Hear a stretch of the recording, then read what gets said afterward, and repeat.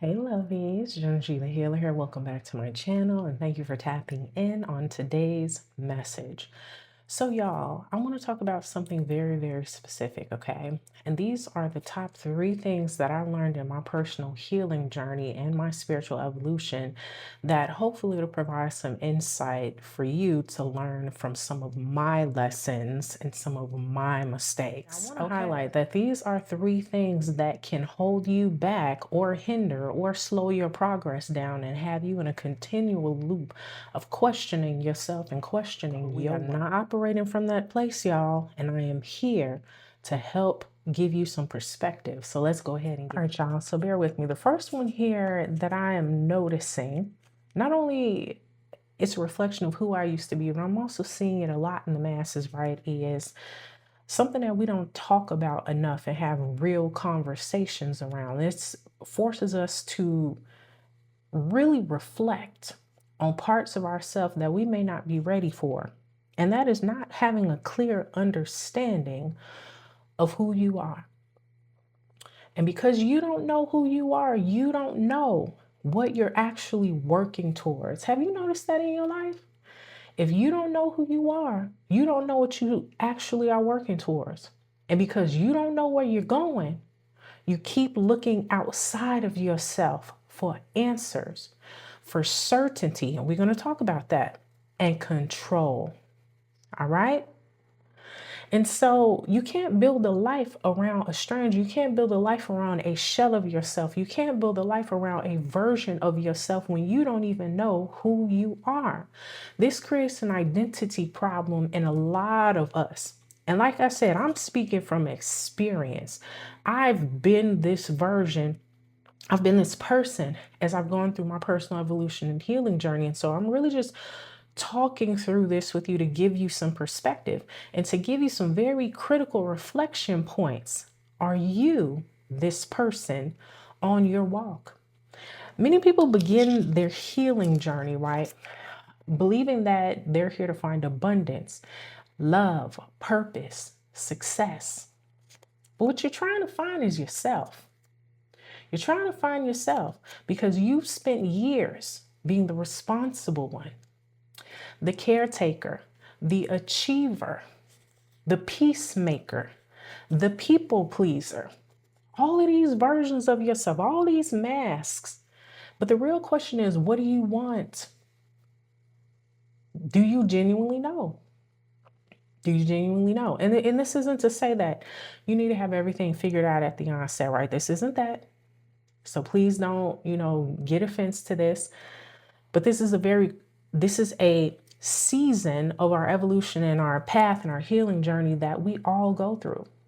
The key differentiator here is, how long do you stay in that? How long do you dwell in this lost place and then wonder why your life is stagnant or you haven't gained clarity around something? You understand?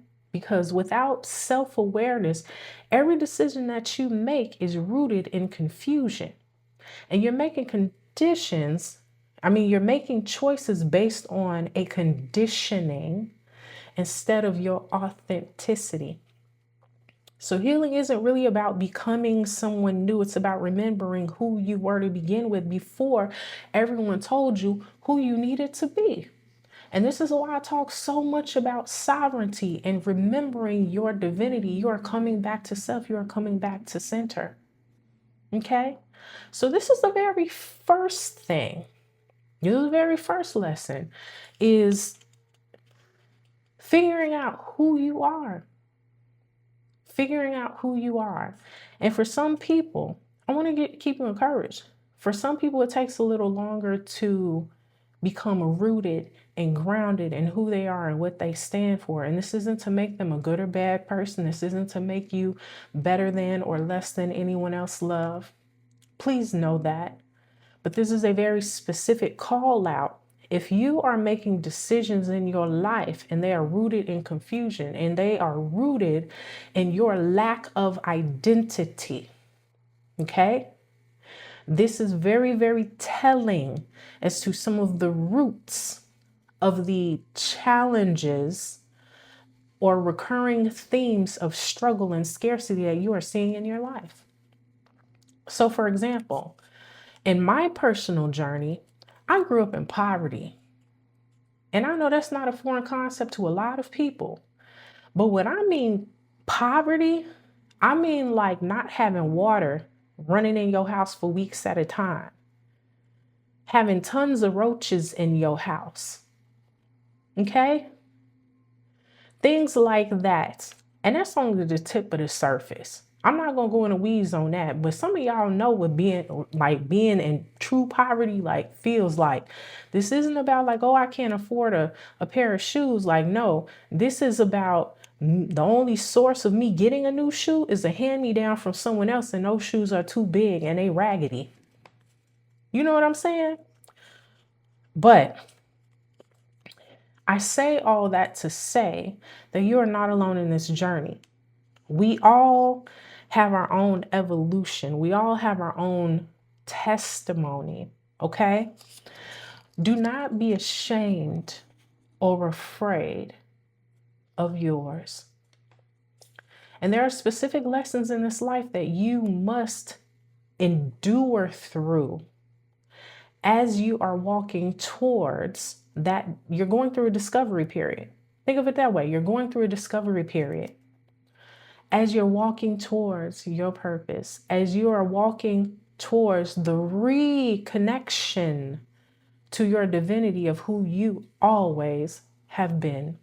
And this is the thing I want to hammer in with this self-identity stuff, this identity conversation. You've always been divine. You've always been a reflection of perfection. However, when we come into this world, and this world can be a little messy, and you are rediscovering who you are and figuring things out, there's going to be some bumps along the way. There's going to be some detours. There's going to be some moments where you could have made a better decision. Shoulda, woulda, coulda, right? And this is why I hone in on the importance of this being a learning. Like, everything that you've learned up to this point is not in vain. You'll hear me talk about this in a number of my messaging. Everything that you've learned up to this point is not in vain, because it's bringing you closer to rediscovering, reconnecting with who you've always been. Okay? So keep going. Keep going, love. You got this. Now let's talk about number two. The second one here is the first one was the identity problem. The second one is the direction problem, okay? Not truly having goals or an objective. So imagine if you're already walking in a confused place, right? Or you're walking from you have the identity problem, right? That we just talked about. A goal without alignment feels empty. A goal without alignment feels empty. So you're just chasing a bunch of different stuff. You can't make sense of it. It's what sounds good. It's what society says you need to do, but it doesn't feel the line. It don't feel good in your heart. It don't make sense. Something is off.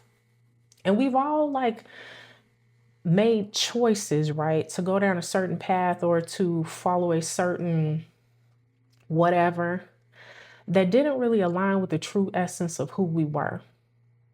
It just didn't. Okay. And, once you start to discover who you are, another challenge appears.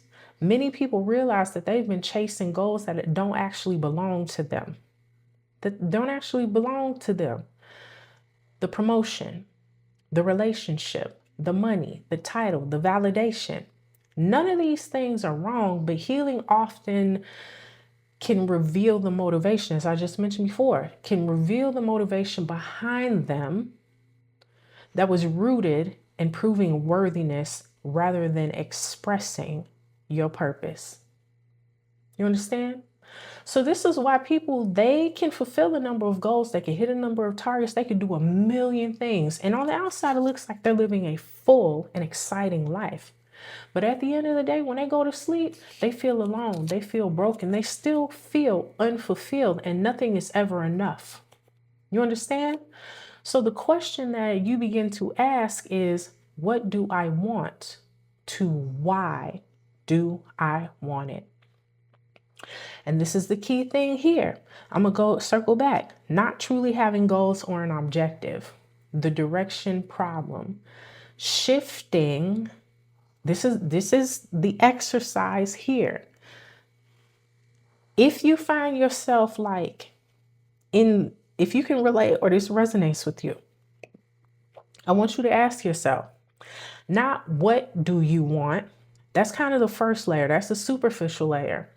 But for each of those things that you feel you're working towards and you just want so badly, I want you to ask yourself, why do you want it? Why? And this is why I say, go back to remembering your why. Because the destination matters less than whether that destination is aligned with your authentic self. Amen. Thank you, God. You understand? The destination matters less than whether that destination is aligned to your authentic self. So if you're operating in a state of confusion, if you're operating in a sense of scarcity, if you're operating from a state of hurt or anger, if you're operating from a place where you don't truly understand yourself and you're looking outside of yourself or to everyone else for answers, direction, clarity, this is very telling on why this question is even more important. Why do you want the things that you want? And are they really aligned with your authentic self, or are they aligned with what everyone else thinks that you need to do, need to have, need to be? You understand? Because this is what will continue to feed that emotional unfulfillment.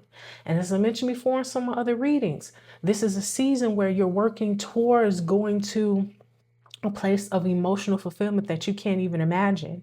And so these are critical points in your healing and spiritual evolution journey that your spirit team has intentionally shed a magnifying glass on. And a lot of y'all are sitting up complaining about how things aren't moving fast enough when you haven't even addressed this key question about the motivations behind your desires.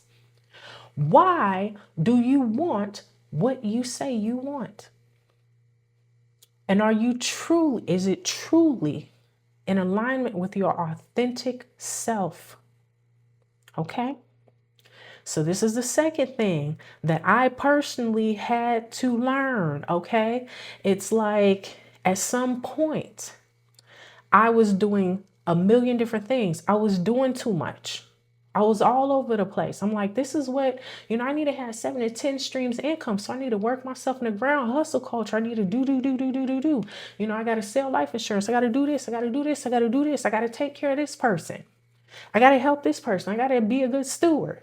I need to spend this or all these societal expectations. I got to be a virgin until I get married. I'm not worthy if I have sex before marriage. All that, you know what I'm saying? And I'm calling that out specifically because that is a part of my testimony. Think what you want. But that's all I'm going to say on that. That's a whole nother discussion. And I know a lot of people can relate to that. It's a whole bunch of things that religious frameworks, society, school systems, work, whoever, your family says that you need to do or you need to be. But who are you? Who are you? And are you truly working on returning back to that essence and truly understanding who that you is? Understand? All right, let's go ahead and get into it. So this third one here is something that came up repetitively during the last quarter, actually. It came up in a lot of my readings, and this is part of what makes the purge super uncomfortable and so difficult for some of y'all. And this is the control problem. The control problem. This is where a lot of people get stuck, and this is where a lot of people will unintentionally stall their progress and their process because things are not moving fast enough. You want to go ahead and pummel your way through. And this is where the trusting the process, trusting yourself, trusting the divine timing of things, understanding that things will reveal themselves to you when it is appropriate, when you can receive those things and you are in an emotional and spiritual place to sustain them and carry them forward. Okay, let's talk about this, the control problem. This is where you want certainty before you move. And this is a season of absolute trust. This is what I've been talking about for weeks now. This is a season of absolute trust. And this goes beyond just trusting the unknown, trusting God or whoever that is for you. It's about trusting yourself, man. And I'm a boldly say this. The only way for you to truly, truly trust yourself is if you've gone through the healing process to return to your divinity and understand who you are at the core, and begin to show up authentically and unapologetically without worrying about what everyone else cares. I mean, oh my gosh, what is going on here with these words?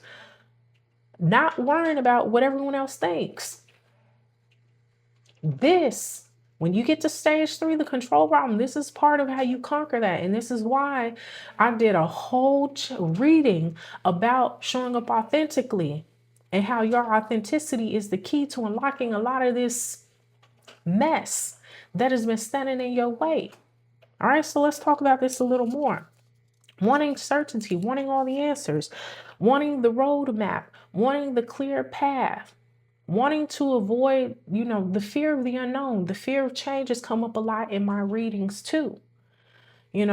Fear of releasing or letting go of the reins of something that is familiar, stepping away from that familiar, even though it's toxic and unhealthy for you and it's holding you back. But there is a comfort associated with that unhealthy whatever, because it's speaking to the unhealed portion of you that you have yet to confront, or you've been actively avoiding confronting, hoping that it's going to resolve itself, but it will not. You understand? I was rambling, but you hear what I'm saying. You get what I'm saying. Okay? The control problem. You want every step explained. You want guaranteed outcomes. And this is what I'm seeing a lot on YouTube.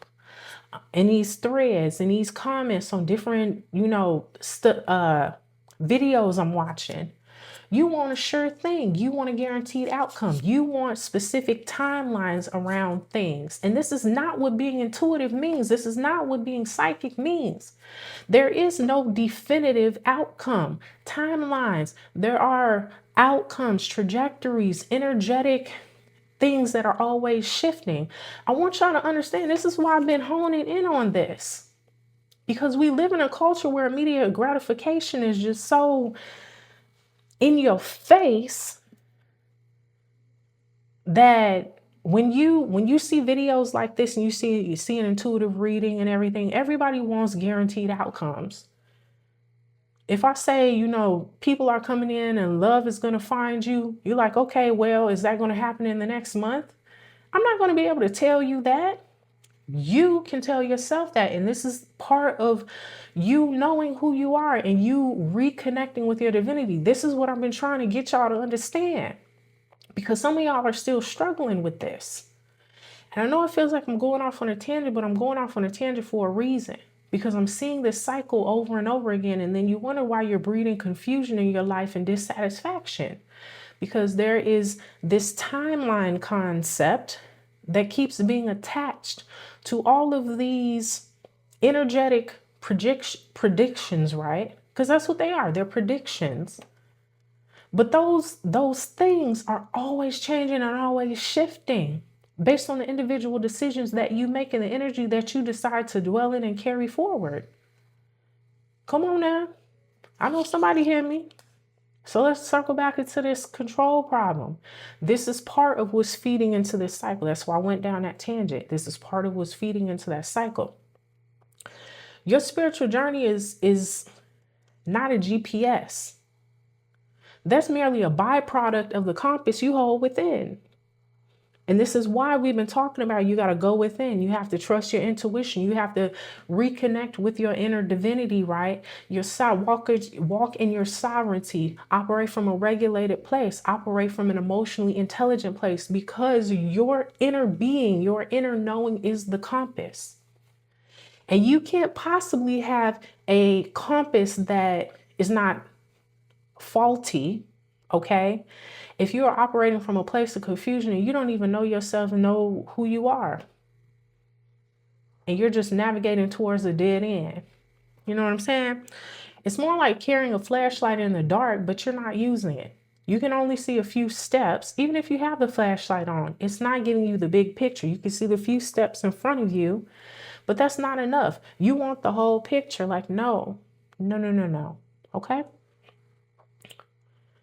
This desire to know everything is often a disguised fear. Disguising fear is the need to prepare. And this is what I want to hone in on. Going back to the last one, right? The the direction problem. It goes back to your why. Why do you want this? Why do you want this? And do you have a desire or need to know everything? Is it really for preparation, or is it really out of fear? Fear of failure. Fear of things not going a certain way. Fear of disappointing others. Come on now. I'm speaking from experience. I've been this person, so don't play with me. You know what I'm talking about. You know exactly what I'm talking about, love. And so the need to control every detail is often an attempt also to avoid vulnerability. To avoid vulnerability. Yep. So trust really isn't about knowing the entire path. Trust is about taking the next step without needing to know the entire path. And this is part of why this purge, this energetic shedding, this healing process, however you want to call it, spiritual awakenings, has been so uncomfortable. Okay? So let's tie this all together. Many people are sitting around thinking they're waiting for clarity, but clarity is already within you via their inner compass. And additional clarity, tying things together, connecting the dots, often comes after you move. Movement is required for clarity to come. And this is part of what some of you are really struggling with. Movement doesn't mean being in go mode, constantly doing something, having your hand in a million pots. This is not what that is. Movement is the intentional trust behind the process. Movement is intentionality itself. Movement can happen on a spiritual level. It doesn't always have to be your physical body doing something. Movement can simply just be you removing yourself from a particular energetic place, a toxic environment, things like that. First, discovering who you are. Align your goals with that truth. This is why showing up authentically has been so critical and coming up in a number of messages. And finally, trusting yourself. This is why trust has also come through in a number of messages. Trusting yourself enough to take the next step without needing all the answers, love. Because this journey isn't about you controlling the process. You need to actively participate in it. You understand? So these are the top three: the identity problem, the direction problem, and the control problem. And these are all based on lessons that I've learned and some very difficult self-reflection and uncomfortable moments in my personal healing and spiritual evolution that I've had to go through. And that I'm actually noticing in the body as we speak. I'm noticing it. And so I just felt compelled to really speak on this, to bring some clarity and light to patterns of behavior and mindsets that you may find yourself battling. This is part of your evolution, love, but be very intentional with it. Do not play around and do not try to force. Be kind to yourself, but also be very intentional. Be very mindful of who you are, your motivations behind your desires. What is your why? Does that why need to be re-examined, love? And are you truly operating from a place of alignment and trust versus trying to control the process and force outcomes? All right, love. That's it. Take care. And I'll tap in with you guys again later. Bye.